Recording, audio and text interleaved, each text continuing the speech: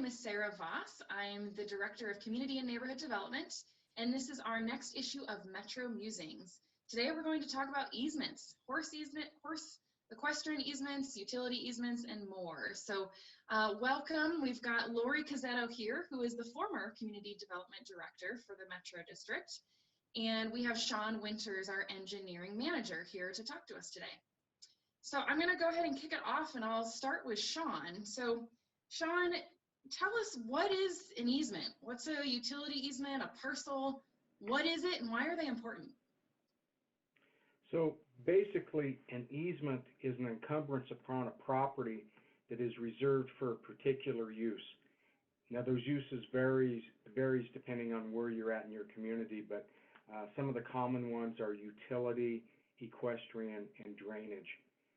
So, for example, on a utility easement, that encumbrance on property means that the utility company can come in for the purposes of installing and maintaining their infrastructure.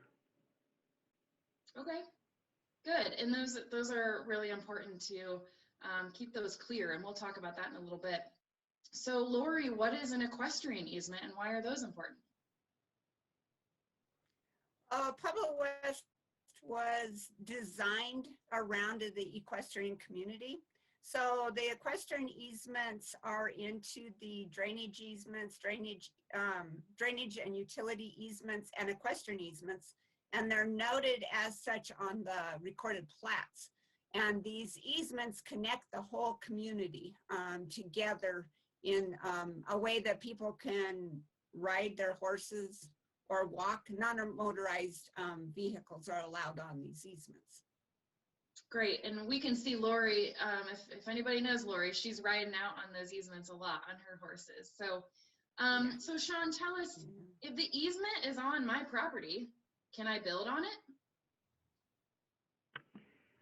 No, you can't build on it. In fact, you cannot engage in any activity in that easement that is not conducive to the use it was intended for. So, in other words, I can't build a building on it. I can't fence it off. I can't do anything that prohibits that use from being accomplished. Okay. And if I see someone riding their horse down an equestrian easement that's on my property, can I tell that person to get off my property? Lori, what do you think? Are you asking me? No, as long as they are in the designated easements. Now, we know that people are people, and you're going to have some people that don't know where the easements are, so they're not doing it on purpose for the most part.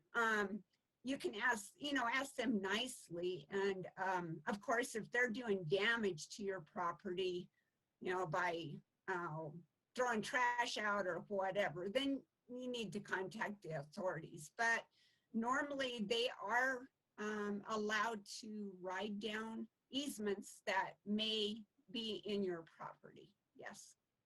Okay. And I recently found we do have a map that shows equestrian easements that we'll post on the website here as well. Sean, is there a map that shows those drainage and utility easements as well?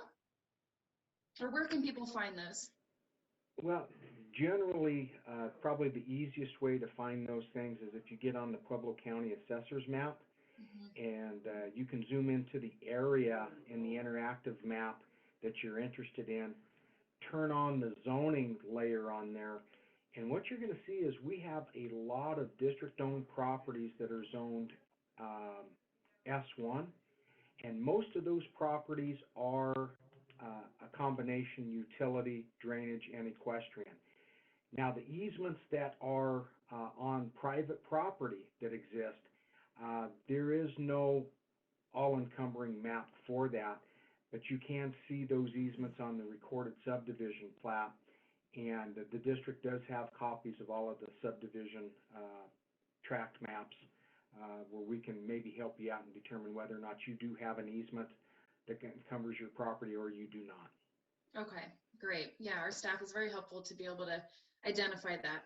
So Lori, back to the Declaration of Reservation. So I know it states in there whether you can or cannot have a horse. Can you tell us what the rules state on owning a horse and where and what neighborhoods you can do that? Oh, sure. So you have to be zoned one of the A properties, A2, A3, A4, or A5. So the zoning makes the difference. The easiest way to tell that is if you have an acre or more.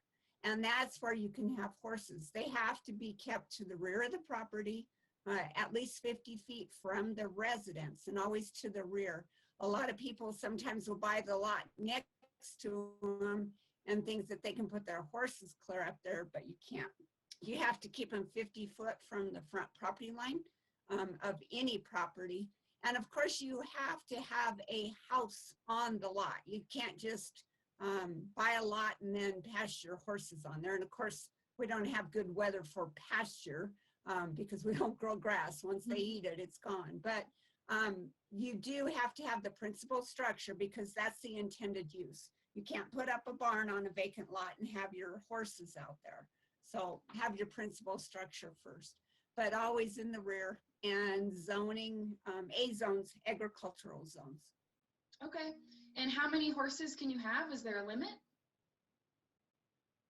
Yes, there is. The rule is 1 per quarter acre. So basically 4 horses per acre. And no, minis are not considered half a horse or a fourth of a horse. They're considered a whole horse. So it's part of your, I have been asked that question before.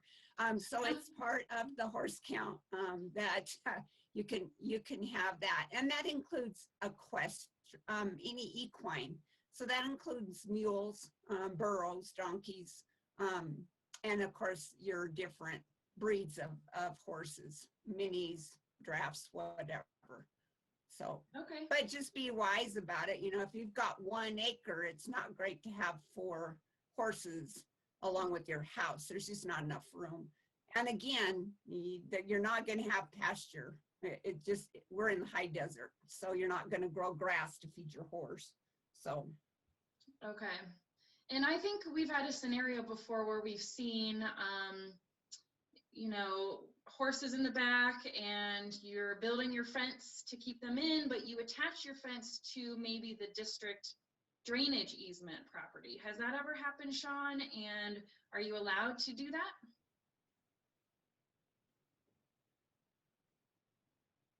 Oh, can't hear you, Sean. Sorry about that. I put myself on mute. Could you repeat that question real quick? Yeah, so if I have a property that runs up against maybe a drainage easement, and when I'm building my fence, I might attach it to a pole or a structure that's already there. Is that something I'm allowed to do? I think that it's something that you could be allowed to do, but I would advise against it, because if we do have to come in and do some maintenance on a drainage way, or maybe it's not an established drainage way, but we come in and dig a drainage or a swale of some sort, we would have to tear your fencing down to be able to do that.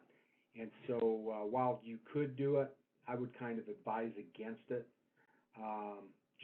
just to kind of preserve your own personal property infrastructure costs. Yeah, that makes a lot of sense, because I would hate for,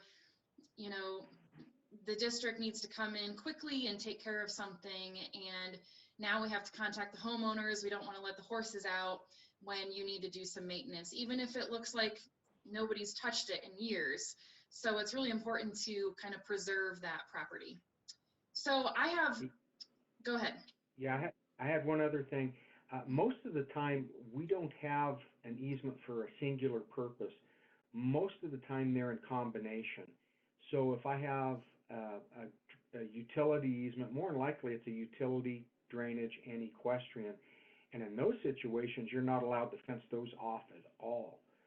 So yeah, I would definitely take a look at what type of easements we do have that encumber property, and determine whether or not that's something that you would be allowed to fence off at all. Great point. So I know I have one final question that I think a lot of people want to know. And Lori, you might be able to answer this. Who's responsible for picking up the manure? Well, it happens. You have to, on your own property, you're responsible to keep the smell, flies and things down, to haul off your manure. You know, you can spread it over the back of your property as long as the smell doesn't get too bad. And I understand in a horse community, anytime the moisture, the humidity goes up, you're gonna smell horses no matter what happens. Now, say I'm out riding in one of those big drainage easements and my horse does its natural thing. Nah, you don't have to pick that up. It goes back into the earth. But if I'm riding along one of our established paved trails, and hopefully I'm keeping my horse to the side of the pavement, but say I'm not, and that horse goes on the paved trail, it's common courtesy to say, I noticed that. I'm going to get home, and because you can't carry little plastic bags to pick up horse manure with you like you do with dogs. So I'm going to go home and I'm going to come back with my vehicle and I'm going to clean that up. Now, nothing says you have to. It's just a courtesy, you know, and it gives us horse owners and riders all a bad name when somebody, you know, does that. And I know the trail right here by my house, I've been walking it with my dog, and somebody's horse did their business on it a couple of days ago, and I went, okay. And so it was dried up enough yesterday when I walked by, I just kicked it off the side. But just, you know, if you just practice common courtesy. Now, if they do it in one of the big dirt easements and that, no, you don't, you know, you just don't do that. It shouldn't be an issue. But if somebody gets upset about it, I'm sorry. What about if it happens in an equestrian easement that happens to be in my property? Same thing? Well, same thing. You know, if you've got a good horse owner that is conscientious about it, they're, you know, they might contact you and say, you know, hey, I'll be back, or whatever. You know, if people just would chill a bit and say that happens next to my property, I'm going to go out maybe with a shovel and bury it.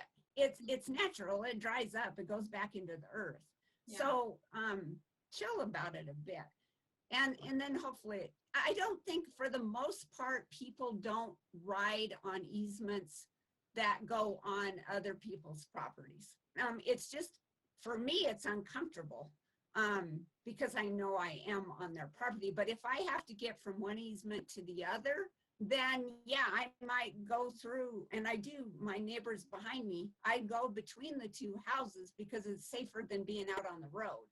Mm-hmm. And I go between the two houses on the easement to get into a bigger parcel. But yeah, I'm going to go and clean that up for my neighbor if that happens.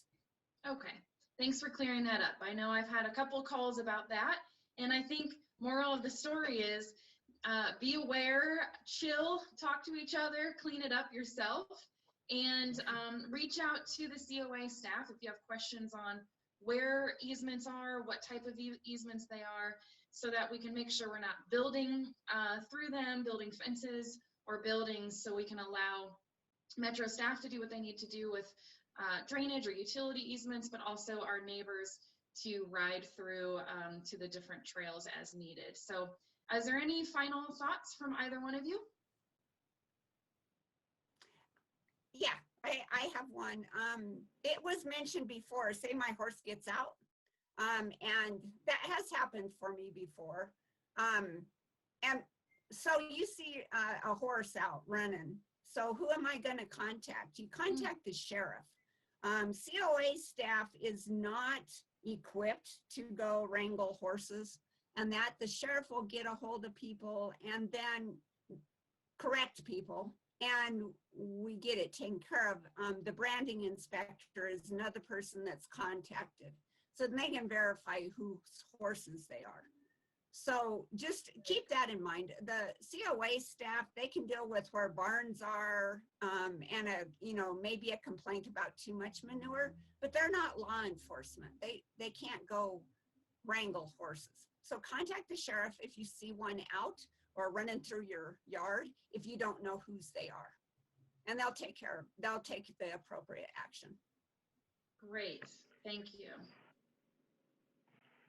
Yeah, I had one final thought and something that Lori mentioned a little bit earlier about these equestrian easements providing connectivity through our community. It's actually part of a multimodal transportation plan. So not only are these equestrian easements used for people to get through the community via horseback, but there are a lot of people who also use those for pedestrian and bicycle use. And so that's one of the great amenities that we have here in Pueblo West, and that's our ability to provide mobility from a multimodal standpoint.